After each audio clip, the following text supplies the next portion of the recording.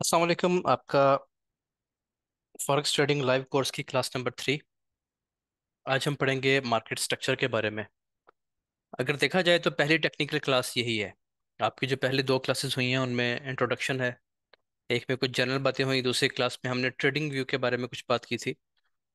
अ, उस दिन भी ये बात हुई थी कि जो लोग तो पहले से ट्रेड कर रहे हैं, मेजोरिटी उन्हीं लोगों की है, उनके लिए तो ये एक फेमिलियर चीज़ है, ट्रेडिंग व्यू।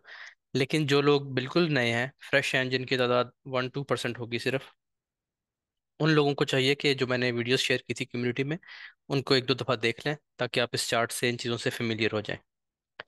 अच्छा जी, आज जो हमारा टॉपिक है मार्केट स्ट्रक्चर का, अगर देखा जाए तो फॉरेक्स ट्रेडिंग यही है। ठीक है, जैसे आपके पास आपने कोई बड़ी बिल्डिंग खड़ी करनी है तो उसका स्ट्रक्चर बहुत अहम होता है। वो स्ट्रक्चर जो है, असल उसी ने वजन उठाना है पूरी बिल्डिंग का। ठीक है, तो उसकी बेस, आप इसको बेस भी कह सकते हैं। यहीं से आपकी बुनियाद खड़ी होगी फॉरेक्स ट्रेडिंग की, आपकी स्ट्रेटजीज की। और जब जिस तरह आप इसको पढ़ते जाएंगे वो इसी स्ट्रक्चर पे जुड़ेगी। जैसे इंसान का जिस्म होता है ना, उसमें एक रीढ़ की हड्डी है, तो हर चीज़ इंटरलिंक्ड है उसी के साथ। अगर रीढ़ की हड्डी खुदा ना खास्ता किसी की खराब है तो फिर वो उठने काबिल नहीं है, वो खड़े नहीं हो सकता सीधा, तो उसने फिर हरकत क्या करनी है और काम क्या करना है। बिल्कुल इसी तरीके से अगर आपको मार्केट स्ट्रक्चर के हवाले से मालूमात नहीं है, आपको उसको पढ़ना नहीं आता, तो आपके पास दुनिया की कामयाब तरीन स्ट्रेटजीज आ जाए, आप उससे उस तरीके से फ़ायदा नहीं उठा सकेंगे, मुकम्मल तौर पे फ़ायदा नहीं उठा सकेंगे।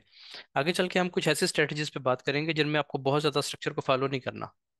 ठीक है, मैं आपको वो स्ट्रेटजीज भी पढ़ाऊंगा कि आपको स्ट्रक्चर की बहुत ज़्यादा भी समझ नहीं है तो भी आप उससे फ़ायदा उठा सकते हैं मार्केट से। लेकिन इसमें फिर वो मज़ा नहीं है कि जो स्ट्रक्चर की मालूमात के साथ है। जिसको स्ट्रक्चर का नॉलेज है वो हर स्ट्रेटजी से फ़ायदा उठा सकता है। हमने एक चीज़ पढ़नी है आगे चल के, सपोर्ट एंड रेजिस्टेंस के जो कॉन्सेप्ट्स हैं, वो बिल्कुल बेसिक कॉन्सेप्ट है। अगर आपका मार्केट स्ट्रक्चर अच्छा है तो आप उस सिंपल सी स्ट्रेटजी से भी बहुत फ़ायदा उठा सकते हैं। और अगर आपका स्ट्रक्चर ठीक नहीं है तो फिर आप जितनी मर्जी एडवांस स्ट्रेटजीज पढ़ लें, वो आपको उस तरीके से फ़ायदा नहीं देंगी। अच्छा जी, मार्केट स्ट्रक्चर में मार्केट कितने तरफ मूव कर सकती है? सिर्फ दो ही पॉसिबिलिटीज है, या बाइंग हो रही है या सेलिंग हो रही है।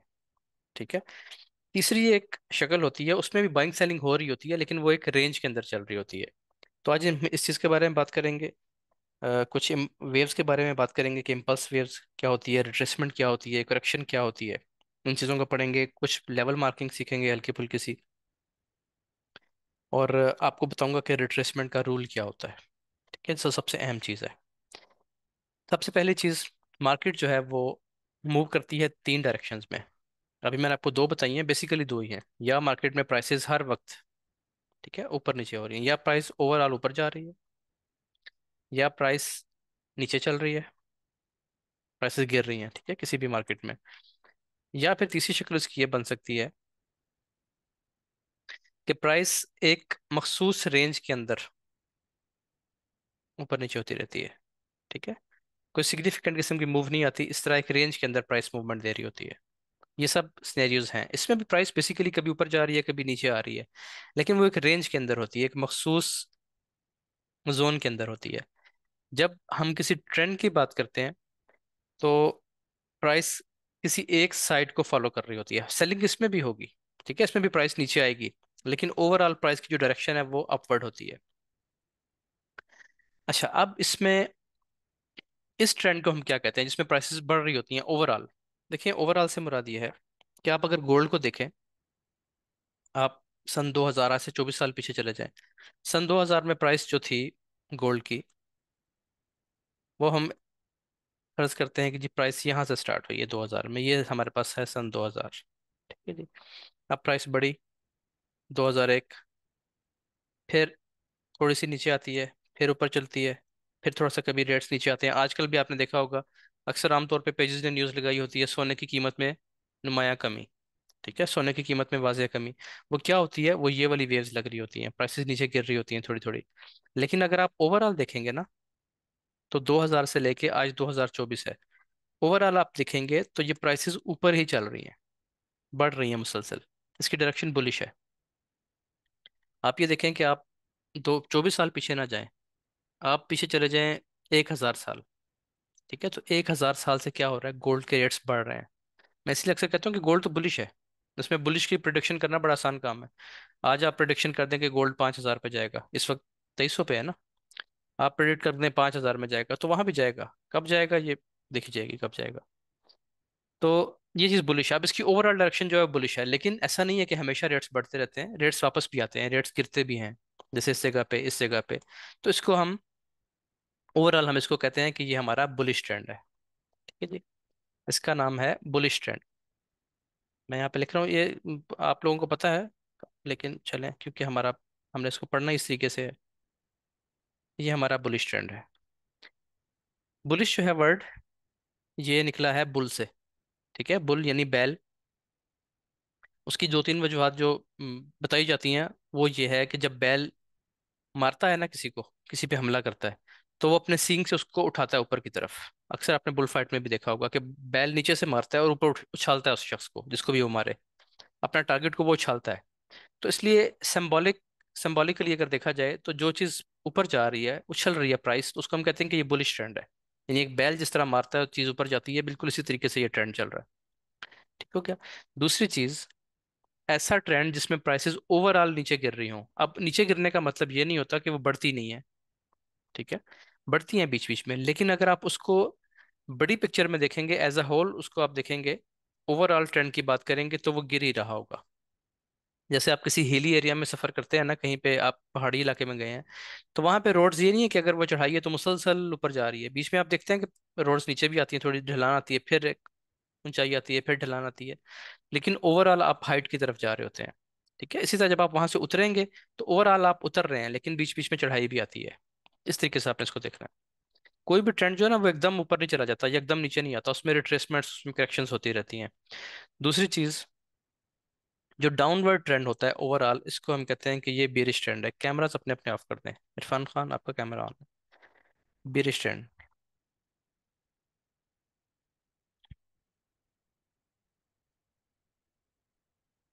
अच्छा जी, बेरिश ट्रेंड क्या होता है? बियर, बेरिश निकला है बियर से। ठीक है, बियर हम कहते हैं रीच को। उसमें क्या है, आप अब देखें तो एक तो वो चलता भी ऐसे ही है।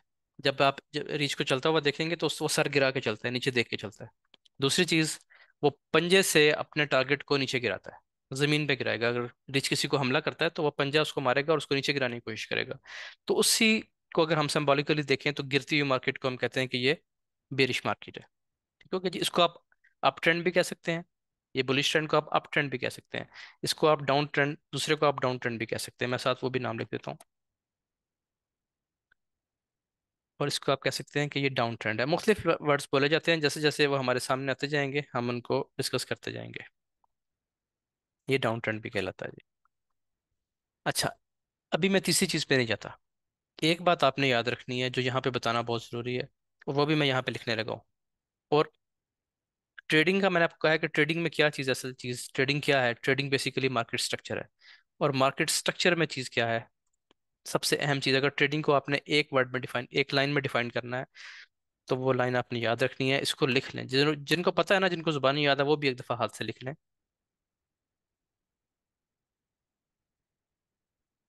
ठीक है जी। आपने अगर कामयाब होना है, आप किसी भी कामयाब ट्रेडर को उठा कर देख लें जिसने अच्छा कमाया मार्केट से, वो इसका, उसको नशा होगा इस चीज़ का, वो दूसरी तरफ जाएगा ही नहीं। जिस तरफ का ट्रेंड चल रहा है आपने उसी साइड पे रहना है। अगर ट्रेंड बुलिश है, आप कोशिश करें आपको बार बार बाइंग अपॉर्चुनिटी मिले। कोई भी स्टॉक है, गोल्ड है फॉर एग्जांपल, गोल्ड बुलिश चल रहा है, तो आपने कोशिश करनी है कि आपको बाय की एंट्रीज मिले। आप कौन से स्ट्रक्चर में देखना है, किस टाइम फ्रेम में, 1 आवर में, 1 मिनट में, 1 मंथ में, वो आपकी मर्जी है। वो हम आगे चल के हर चीज़ डिटेल से डिस्कस करेंगे कि आपको किस टाइम फ्रेम में रहना चाहिए। बहरहाल फिर भी आपकी मर्जी है। कुछ लोग होते हैं वो चाहते हैं कि हम बड़े टाइम फ्रेम में काम करें, आज हमने एक स्टॉक खरीद लिया, बस हम उसको 5 साल 10 साल नहीं देखना चाहते, फिर देखेंगे वो कहाँ चलता है। ठीक है, तो वो भी एक ट्रेंड है। मार्केट ऊपर जाएगी, कुछ महीने नीचे गिरेगी, फिर ऊपर उठेगी। इसी तरीके से कुछ लोग हैं वो 1 मिनट में काम करते हैं, मैं भी 1 मिनट में करता हूँ, स्कैल्पिंग करते हैं हम शाम को। ठीक है, आज भी हमारी दो ट्रेड्स, मैंने जो दो ट्रेड्स ली हैं, बाकी शायद लाइव में और भी ली हूँ। एक में 100+ पिप्स थे, तकरीबन 150 के आसपास। मैं उसमें आउट हो गया था 100 पिप्स पे। और जो दूसरी ट्रेड है वो भी हमारी 70 पिप्स चली है तकरीबन, उसमें हमने सेल किया। तो ये चीज़ें आप आगे चल के हम इंशाल्लाह इनको डिस्कस करेंगे। बहरहाल पढ़ने वाली चीज़ ये है कि trend is the best friend. आपने ट्रेंड को फॉलो करना है। ओवरऑल ट्रेंड आपने देखना है, जिस साइड पे प्राइसेस चल रही हैं आपने उस साइड पे एंट्री ढूंढनी है। इसमें आपका इंशाल्लाह फायदा होगा बहुत ज़्यादा। तीसरी चीज, तीसरी शक्ल जो मार्केट बनाती है वो है, उसे कहते हैं जी रेंज मार्केट, या उसे कंसोलिडेशन भी कहते हैं। मैं यहाँ पे लिख देता हूँ, ये है हमारी रेंज। बेशक वैसे तो रिकॉर्डिंग्स आपको मिलती हैं साथ साथ, लेकिन आप चाहें तो स्क्रीन शॉट्स ले सकते हैं जो नए लोग हैं।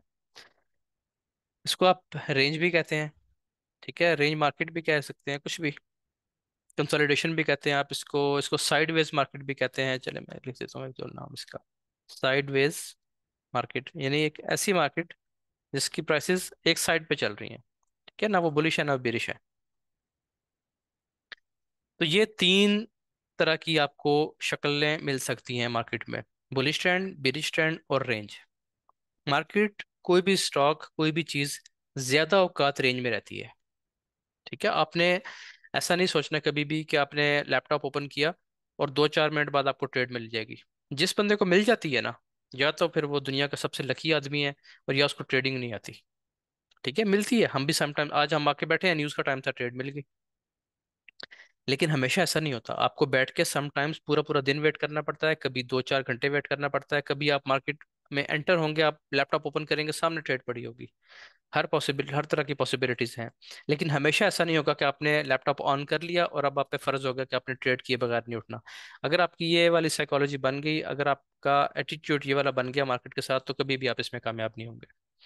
इंतजार करना है अपना सिनेरियो बनने का, ठीक है। तो ये बताने का मकसद है कि ज्यादातर मार्केट रेंज में होती है, उसमें आपने मार्केट से दूर रहने की कोशिश करनी है। हम मार्केट को पकड़ेंगे ट्रेंड्स में, और उससे भी ज्यादा हम तब पकड़ेंगे मार्केट को जब मार्केट में वॉल्यूम होगा।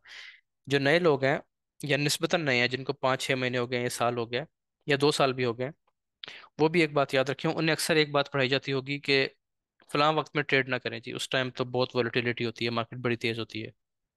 तो ये बात मैं पिछले लाइव सेशंस में भी कह चुका हूँ, कि इसकी मिसाल ऐसे है कि आपने एक शॉप ओपन की है किसी मार्केट में, ठीक है, और आपको कोई ये समझा रहा हो कि भाई शाम को 6 से लेकर 9 तक शॉप ना खोला करो, बहुत रश होता है, ठीक है। हालांकि वही कमाई का टाइम था। इसी तरीके से लोग मना करते हैं कि यूएस सेशन में ट्रेड ना करें। यूएस सेशन एहतियात मांगता है, थोड़ी सी डिसिप्लिन मांगता है आपसे, लेकिन काम आपको यूएस सेशन में मिलेगा, एनवाई सेशन में, शाम 5 बजे के बाद। क्योंकि उस वक्त मार्केट में वॉल्यूम्स होते हैं, उस वक्त ट्रेडर्स मार्केट में आए होते हैं, बाइंग सेलिंग हो रही होती है। जैसे आपकी मार्केट, आपके मोहल्ले में आपके शहर में सब्जी मंडी है, तो आपने सब्जी लेनी है तो सब्जी आपको शाम 4 बजे भी मिल जाएगी। लेकिन जो कारोबार सुबह हो रहा है ना, फजर के बाद से लेके 3-4 घंटे, वो उसका पीक टाइम होता है। तो उसी में आपको खरीदने में फायदा, उसी में आपको बेचने में फायदा, तभी लोग वहां पे उस वक्त इकट्ठे होते हैं। आपने भी मार्केट को उस हालत में पकड़ना होता है जब वहां पे बायर्स और सेलर्स हों, बड़े बड़े वॉल्यूम लग रहे हों, प्राइस तेजी से मूव कर रही हो। थोड़ा सा डिसिप्लिन चाहिए, बिल्कुल हल्का सा, और वो आपको बहुत अच्छा रिटर्न देगी। अच्छा, अब अभी मैं मोटी मोटी बात कर रहा हूँ स्ट्रक्चर के बारे में।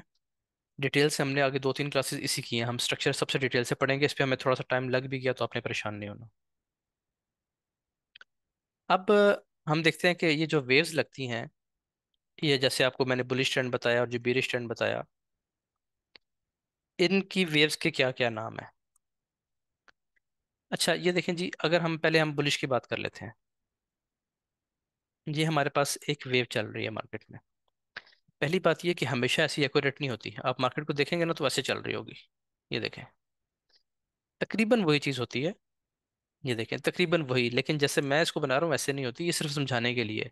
इसको भी मैं आपको समझने का, पढ़ने का तरीका बताऊंगा, बहुत आसान करके। इतना आसान तरीका होगा कि आप थोड़ा सा गौर करेंगे ना, 1 मिनट, तो आपको स्ट्रक्चर समझ आ जाएगा इंशाल्लाह, ठीक है। बहरहाल अभी क्योंकि हमने पढ़ना है तो उसको हम पहले थोड़ा सा साफ करके नीट सा करके बनाते हैं। देखिए जी, आपने देखना ये है, मैं आपसे पूछता हूँ कि ये बुलिश है या बेरिश है या रेंज है, तो आप मुझे बता देंगे बुलिश है। अब मैं कहूँगा चलें, वो तो मुझे भी नजर आ गया, आपको भी नजर आ गया, टेक्निकल रीजन क्या है, टेक्निकली जवाब दें क्यों बुलिश है, ऐसी क्या चीज़ हो रही है कि ये बुलिश है, ठीक है। तो उसका जवाब ये है कि जब तक प्राइस अपने हाईज ब्रेक करती जाएगी, ये इसका हाई है, फिर ये इसका हाई है, फिर ये इसका हाई है। जैसे किसी भी चीज़ की प्राइस स्टार्ट हुई $100 से, 100 से वो चली गई 150 पे, ठीक है। 150 से उसने फिर एक ड्रॉप लिया, वो वापस आ गई 80 पे, 80 से फिर उठी, वो चली गई 250 पे, 250 से ड्रॉप दिया, वापस आ गई 170 पे, 170 से उठी 400 पे, ठीक हो गया। अब ये इसका एक हाई था जो इसने कब लगाया, हम कहते हैं कि जी इसने लगाया जनवरी में, ये बस जनवरी है, फिर प्राइसेस नीचे आई, ये वापस आई हैं फरवरी में। ठीक है जी। फिर प्राइसेस ऊपर उठी, ये हमारे पास आ गया अप्रैल। मार्च बीच में गुजर गया, अप्रैल आ गया। अब मैं आपसे कहता हूँ कि हाई कब लगा है। आप कहते हैं जी एक हाई ये लगा है, फॉर एग्जांपल ये जनवरी का हाई है। फिर हमारे पास अप्रैल में एक हाई और लगा है। जब तक प्राइस अपना लो, ये इसके लोज हैं, ये लो है, ये लो है, और ये लो है। जब तक प्राइस अपने लो ब्रेक नहीं करेगी, बल्कि लो ब्रेक करने की बजाय अपना लगाया हुआ हाई ब्रेक कर जाएगी, हम कहेंगे कि प्राइस बुलिश है। एक ही निशानी है, एक ही तरीका है इसको पकड़ने का। जब तक प्राइस अपने हाईज को ब्रेक करती रहेगी, ये इसका हाई था, तो इस वेव ने इसको ब्रेक कर दिया। फिर इसने एक और हाई लगाया, प्राइस नीचे आई। नीचे आने के बाद ये जो हाई था आपके पास 250 वाला, इसको फिर ब्रेक कर दिया, नया हाई लग गया 400। ठीक है, जैसे पेट्रोल चंद साल पहले कोरोना के टाइम पे हम देखते हैं, कोरोना के टाइम पे मेरा ख्याल है शायद 60-70 पे आ गया था। चले 60 ही लगाएं फॉर एग्जांपल, लीजिए ये शायद 100 पे आया था। अब 60 एक हाई था, बल्कि 60 एक लो था। ठीक है जी। 60 से उठा और प्राइस हो गई हमारे पास 100। फिर 100 से नीचे आई, प्राइस कुछ 2-4 रुपये कम हुई, हमारे यहाँ तो ऐसे ही होता है ना। चाहे 95 हो गई, 95 से फिर उठी, 120 हो गई। 120 से थोड़ी सी 2-3 रुपये कम हुई, 117 पे आ गई, 117। यहाँ से फिर उठी और 180 पे चली गई। अब इस ट्रेंड में आप क्या देख रहे हैं कि आपकी प्राइस का एक हाई लगता है, 60 से काम स्टार्ट हुआ, यहाँ तक लो था, लो से काम स्टार्ट हुआ, एक हाई लगा 100 का। अब ये लो ब्रेक नहीं हुआ, ठीक है, बल्कि प्राइस थोड़ा सा नीचे आने के बाद 1-2 हफ्ते के बाद उसने एक और वेव लगा दी और ये 100 को ब्रेक कर दिया। तो हम क्या कह रहे हैं कि हाई ब्रेक हो गया। फिर प्राइस ऊपर गई, एक नया हाई लगाया, प्राइस नीचे आई, लो लगा, और फिर उसने अपने उसी हाई को जो नया लगाया था उसको फिर ब्रेक कर दिया। ठीक है, तो ये हमारे पास बुलिश ट्रेंड की एक टेक्निकल रीजन है।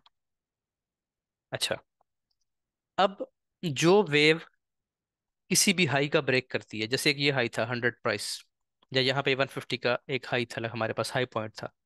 जो वेव अपना हाई ब्रेक करती है, प्रीवियस हाई, उसे हम कहते हैं इम्पल्स वेव। ठीक है, ये चीज़ें याद रखने वाली हैं क्योंकि ये हम रोज़ हमें आगे पढ़नी है आगे चल के। जो वेव अपना कोई हाई ब्रेक करती है, उस वेव को हम कहते हैं कि ये इम्पल्स वेव थी। इम्पल्स का मतलब क्या होता है? ताकतवर। ठीक है, जानदार वेव ये थी इसकी। अब आपने मुझे बताना है कि इम्पल्स वेव्स कौन सी हैं, नेक्स्ट कौन सा हाई ब्रेक हुआ है। नेक्स्ट हाई जो है वो ये वाला ब्रेक हुआ। ठीक है, क्योंकि देखिए ना, ये इम्पल्स वेव लगी, इस इम्पल्स वेव के बाद प्राइस ने नीचे आना शुरू कर दिया और ये एक हाई बना दिया। अब जैसे ही ये हाई दोबारा ब्रेक हुआ, तो इस पूरी वेव को हम कहेंगे कि ये इम्पल्स वेव है। इम्पल्स वेव की एक और निशानी भी होती है, वो बड़ी होती है। ठीक है, वो दूसरी वेव से बड़ी वेव होती है। ये एक और इम्पल्स वेव आ गई हमारे पास। अब अगर आप इस पर गौर करें, तो हमेशा आपके पास ये जो छोटी वेव है, छोटी वेव के बाद एक बड़ी वेव लग रही है, जैसे कि ये एक बड़ी वेव है, फिर ये एक बड़ी वेव है, फिर ये एक बड़ी वेव है, दरमियान में छोटी वेव्स आ रही हैं। तो जो बड़ी वेव होगी, पहली निशानी जो सबसे जरूरी है वो क्या है कि वो अपना हाई ब्रेक करेगी, प्रीवियस हाई। और दूसरी चीज क्या है कि वो एक बड़ी वेव होती है। इसको हम कहते हैं इम्पल्स वेव। इम्पल्स वेव का मतलब होता है ताकतवर किस्म की जो वेव है।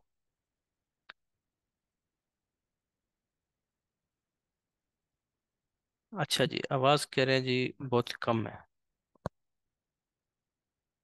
मेरे ख्याल में आपके पास शायद कोई वॉल्यूम का इशू होगा। आवाज बाकी लोग कंफर्म कर दें, आवाज ठीक आ रही है या वाकई कम आ रही है? क्लियर है, ठीक है। वो जिनके पास कम है शायद उनके स्पीकर का कोई इशू होगा, उसकी आवाज वहां से ऊंचा करने के लिए। अच्छा जी, अब अगली चीज क्या है? दूसरी वेव कौन सी होती है? दूसरी वेव वो वेव होती है जो इम्पल्स वेव के बाद प्राइस नीचे आती है। इम्पल्स वेव के बाद, जैसे यहाँ पे एक 100 की वेव लगी, ठीक है, 100 का हाई लगा, ये चले 100 का नहीं, आप ये वाला कर लें, 120 तक हाई लगा। 120 के बाद प्राइस कुछ 2-4 रुपए, 117, अच्छा, कुछ 70-80 रुपये नीचे गिरी है प्राइस, 3 रुपए। 120 के बाद 117 पे आई है, तो 3 रुपए प्राइस नीचे गिरी है। तो ये जो छोटी सी वेव लगी है ना, छोटी सी वेव बीच में आई है, इसको हम कहते हैं कि ये हमारी रिट्रेसमेंट है। ठीक है, ये जो छोटी वेव लगती है दरमियान में ये वाली, इसको हम कहते हैं कि ये हमारी रिट्रेसमेंट की वेव थी। यहाँ पे मैं लिख देता हूँ रिट्रेसमेंट। ठीक है जी, ये हमारी रिट्रेसमेंट थी। रिट्रेसमेंट की वेव अब कौन सी होगी, मैं उसको रेड कलर से मार्क करता हूँ ताकि डिफ्रेंशिएट हो जाए थोड़ा सा।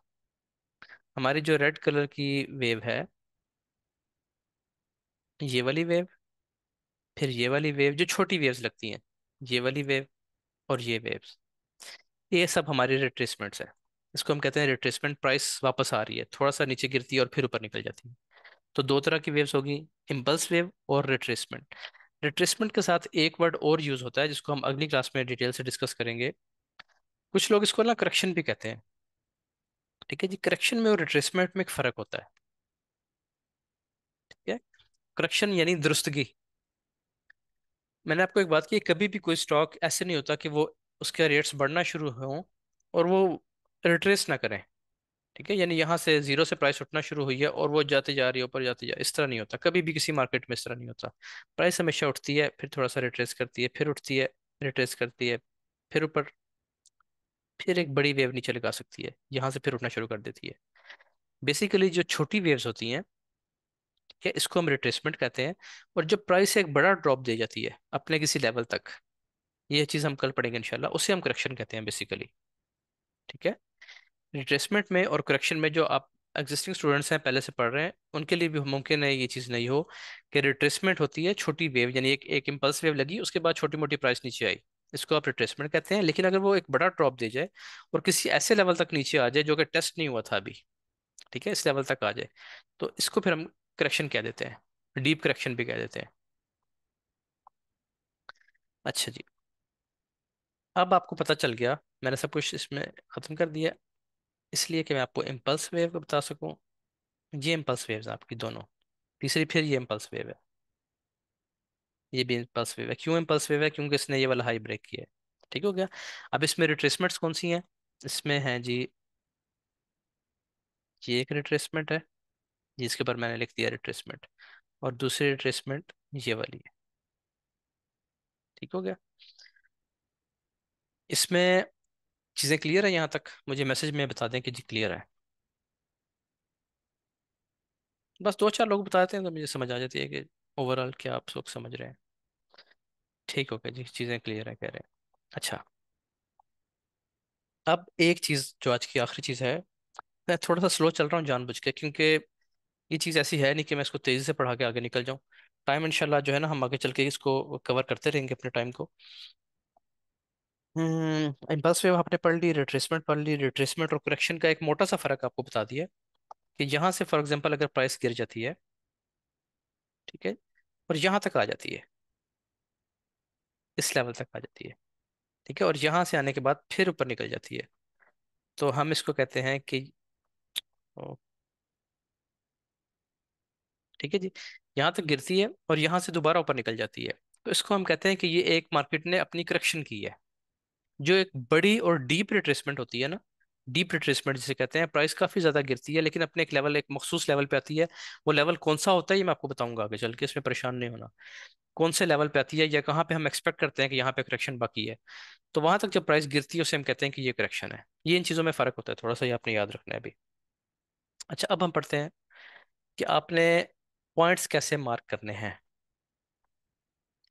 यानी कौन सा, किस पॉइंट को आप क्या कहते हैं। वेव तो मैंने आपको बढ़ा दी, इम्पल्स वेव और रिट्रेसमेंट कहते हैं। अब मैं आपको बताता हूँ कि अभी मैं सिर्फ बुलिश ट्रेंड की बात कर रहा हूँ। ये है जी आपका लो, जहां से आपका ट्रेंड स्टार्ट हो रहा है उसको आप कहेंगे लो। ठीक है, फिर जो पहली वेव लगी और प्राइस नीचे गिरी, तो जो ये वाला पॉइंट है जहां से प्राइस नीचे गिरी है, इसको आप कहेंगे ये है आपका हाई। अच्छा, उसके बाद एक रिट्रेसमेंट आती है। अब ये पॉइंट क्या है, कोई बता सकता है ये कौन सा पॉइंट है? आप ये फर्ज करें कि ट्रेंड स्टार्ट हो गया, बुलिश ट्रेंड स्टार्ट हो गया, तो उसमें हम इस पॉइंट को क्या कहेंगे? Higher low. ठीक है, हाँ, नहीं लिखे नहीं, बस मैसेज में लिख दें बेशक, यहाँ पे बेशक ना लिखें क्योंकि फिर मुझे ड्राइंग रिमूव करनी पड़ेगी। अच्छा जी, इसको हम हायर लो क्यों कहते हैं? इसको हम हायर लो इसलिए कहते हैं कि अव्वल तो ये लो है, पहले तो आप लिख लें लो, क्योंकि ये देखने में पता चल रहा है कि जैसे ये लो है, ये हाई है और ये भी लो है, तो आप लिख लें लो। अब आप ये देखेंगे प्राइसेस किस तरफ जा रही हैं, हाई जा रही हैं या डाउन जा रही हैं, बुलिश है या बीरिश है। अगर ये बुलिश है, प्राइसेस ऊपर जा रही है मुसलसल, तो आप इस लो से पहले हायर लिख देंगे। ठीक है जी, मैं यहाँ पे लिख देता हूँ हायर लो। अब हम इसको कहेंगे हायर लो, जब तक प्राइस अब ऊपर जाती रहेगी, ये आपका हाई है, ये आपका लो है, ये आपका हाई है और नीचे आपका लो है। लेकिन चूंकि आपको ट्रेंड शो करना है, तो आप हर पॉइंट से पहले हायर का वर्ड यूज करेंगे। जैसे मैं आपको दिखा देता हूँ, ये पॉइंट भी हायर है और ये पॉइंट भी हायर है, इसमें कंफ्यूज नहीं होना, ये दोनों हायर है, ठीक है। लेकिन ये हायर हाई है, क्योंकि हायर हाई क्यों है ये?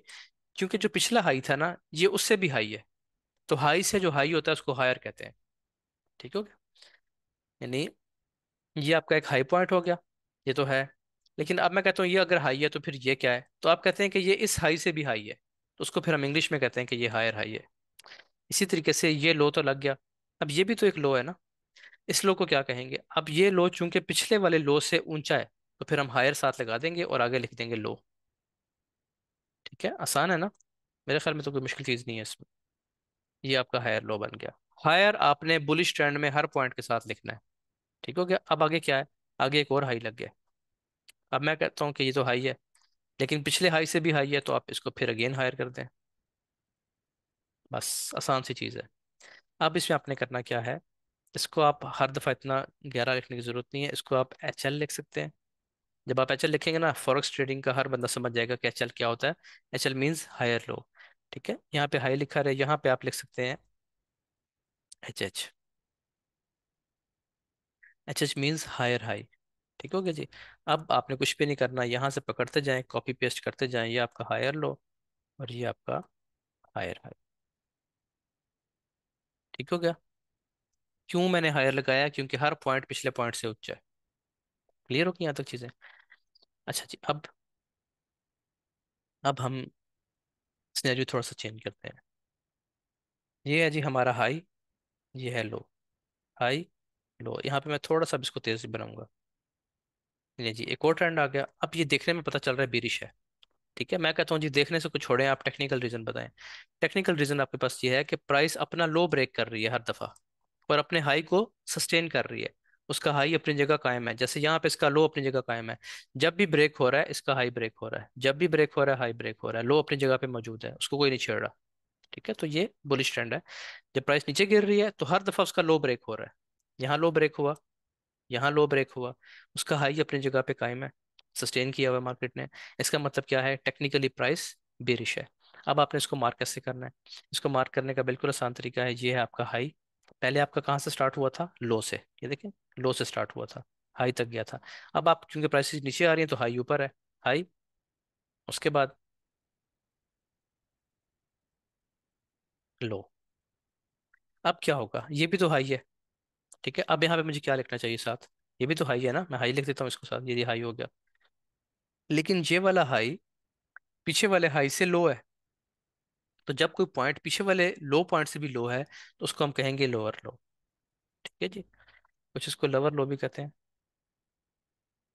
लोअर लो। ये हो गया आपका लोअर हाई। अब क्या हुआ? ये लो पॉइंट है, लेकिन नेक्स्ट पॉइंट उससे भी लो है, तो अब आप क्या कहेंगे? अब आप पहले तो इसके हर पॉइंट के साथ लोअर लगाएंगे।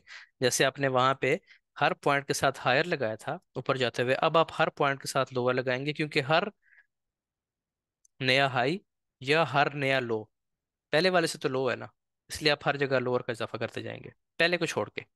जहाँ से स्टार्ट ले रहे हैं ट्रेंड का, वहां उसे छोड़ के बाकी हर पॉइंट के साथ लोअर लगेगा। अब ये देखिए ना, ये हाई था तो ये इसका लोअर हाई बन गया, एक और लोअर हाई बन गया, इसको भी हाई बनाएंगे हम, साथ इसके लोअर लगा देंगे।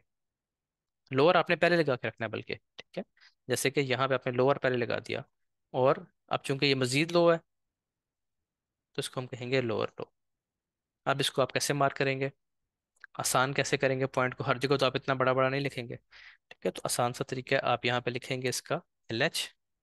L H means lower high, और इसको लिखेंगे आप L L, double L. L L means lower लो। ठीक हो गया जी, ये वाला लोअर लो नहीं है, ये सिर्फ लो है, इसलिए मैं इसको यहाँ पे कर रहा हूँ। पहले जो दो पॉइंट्स है ना वो बस हाई लो होंगे, जैसे यहाँ पे लो हाई है।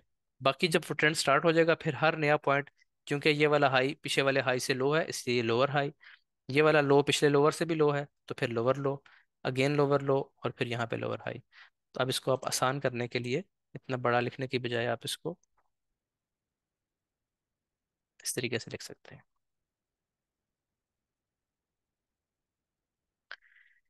ठीक है जी। ये है आपका अभी तक। लोगों को कंफ्यूज हो रहे होते हैं कि ये, यहाँ पे आके कंफ्यूज हो जाएंगे। ठीक है जी।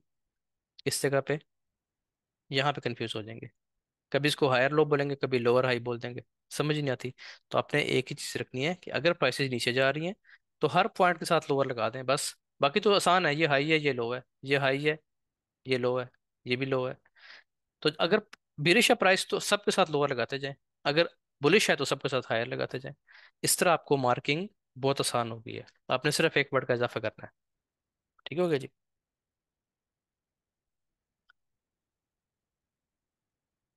अच्छा, यहाँ तक हम इसको स्टॉप करेंगे जी। ठीक है, मार्किंग मैंने आपको बता दी है। अब कल जो है ना हम दो काम करेंगे। एक तो ये करेंगे कि हम इसको चार्ट पे देखेंगे। जहाँ पे तो ये बड़ा फैंसी लग रहा है ना, बड़े तरीके से ऊपर जा रही है, तरीके से नीचे आ रही है। मार्केट में ऐसी चीज़ नहीं मिलेगी आपको। वहाँ पे कैसे मिलेगी, मैंने अभी आपको एक मिनट पहले दिखाई है कि कैसी मिलेगी। एक दफ़ा फिर देख लेते हैं। वहाँ पे ऐसी मिलेगी। ठीक है, बल्कि इससे भी वर्स कंडीशन में मिलेगी। वहाँ पे आपको ऐसे मिलेगी। ये तो मैंने अभी निकाला हुआ है, अदरवाइज यूँ भी होता है बीच में, समझ नहीं आती हो क्या रहा है। तो उसकी समझ कैसे आएगी, बार बार देख देख के, बार बार देख देख के। ठीक है, इसको नहीं। जब आप यहाँ पे बार बार प्रैक्टिस करेंगे ना, मैं आपको कहूँगा कि जी ये असाइनमेंट है, तीन कहूंगा तो अक्सर लोग तीन की जगह एक ही भेजेंगे या दो भेज देंगे। ठीक है, कुछ तीन भेज देंगे, जो बहुत लायक है वो चार भेज देंगे। मसला ये है कि ये असाइनमेंट्स जितनी ज़्यादा आप करेंगे उतनी जल्दी आपका हाथ बैठता जाएगा, और जितनी जल्दी हाथ बैठ जाएगा उतना आप इंशाल्लाह से जल्दी कमाना शुरू कर देंगे। यहाँ पे इसकी मैं रिकॉर्डिंग को स्टॉप कर रहा हूँ। और इंशाल्लाह कल की जो क्लास है हम इसी को और डीप लेके चलेंगे। ये बिल्कुल मैंने आपको इसका इंट्रोडक्शन दिया है कि स्ट्रक्चर होता क्या, उसके पॉइंट्स कैसे मार्क होते हैं, कौन सी वेव को हम क्या नाम देते हैं। ठीक है, कैसे आप ट्रेंड को टेक्निकली डिफाइन करते हैं। कल से हम इसकी डिटेल में इंशाल्लाह जाना शुरू करेंगे। रिकॉर्डिंग को मैं यहाँ पे स्टॉप कर रहा हूँ। जब हमारा ये टॉपिक पूरा हो जाएगा, इसका पूरा क्वेश्चन आंसर का सेशन भी होगा। ठीक है, स्ट्रक्चर के बारे में। और आपको असाइनमेंट्स असाइनमेंट्स भी दूंगा इंशाल्लाह। तब तक के लिए इंशाल्लाह मिलते हैं फिर नेक्स्ट क्लास में। अल्लाह हाफ़िज़।